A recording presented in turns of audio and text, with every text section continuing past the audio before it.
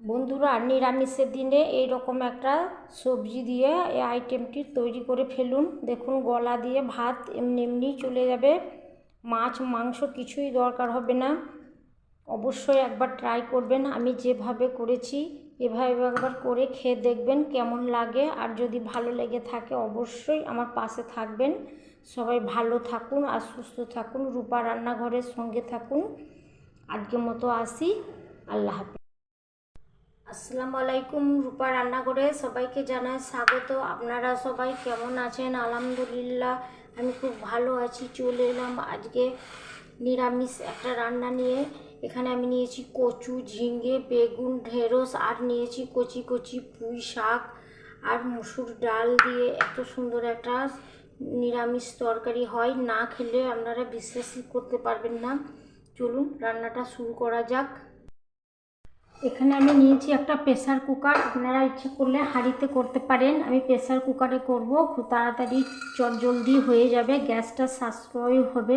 হাঁড়িতে করলে সময় বেশি লাগবে, গ্যাসেই করে নেবো। এখন তো সবাই ব্যস্ত জীবন, খুব তাড়াতাড়ি করে নেওয়া যায় প্রেসার কুকারে।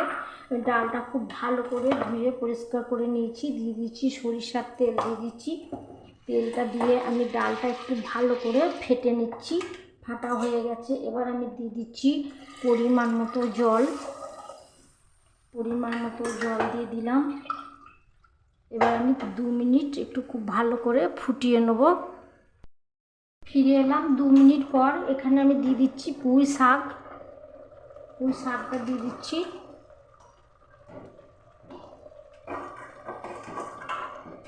এখানে আমি 500 গ্রাম পুঁই শাক নিয়েছি।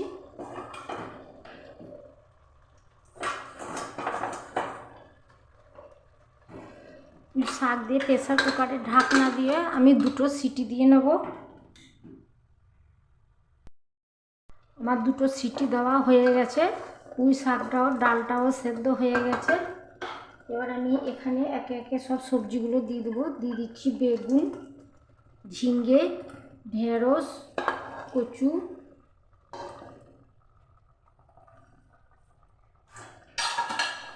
এখানে আমি দিয়ে দিচ্ছি একটা পেঁয়াজ আর 2টো কাঁচা লঙ্কা। দিয়ে দিচ্ছি হলুদ গুঁড়ো, দিয়ে দিচ্ছি কাঁচা জিরে ধনের গুঁড়ো, দিয়ে দিচ্ছি পরিমাণ মতো লবণ, আর দিয়ে দিচ্ছি আদা রসুন বাটা 1 চামচ।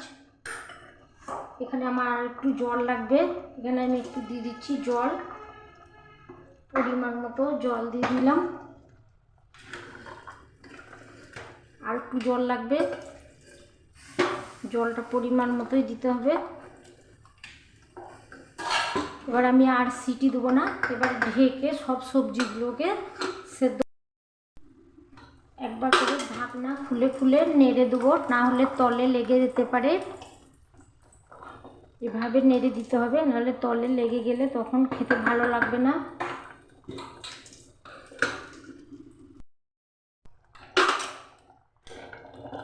এবার আমি চেক করে নিচ্ছি, সবজিটা আমার ঘন হয়ে গেছে, সেদ্ধ হয়ে গেছে। সব সবজিগুলো আমার সেদ্ধ হয়ে গেছে। এবার কড়াইয়ের মধ্যে দিয়েছি আমি সরিষার তেল, দিয়েছি 2 চামচ। দিয়ে দিচ্ছি থেতো করা রসুনটা আমি একটু পরিমাণে বেশি দিচ্ছি। এখানে আমি দিয়ে দিচ্ছি শুকনো লঙ্কা,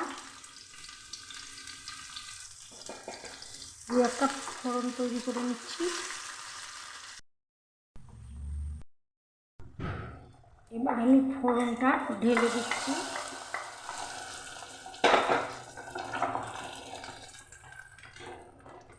ভালো করে একটু নেড়ে নিচ্ছি। ওপর থেকে ছড়িয়ে দিচ্ছি শুকনো খোলায় ভেজে রাখা জিরের গুঁড়ো।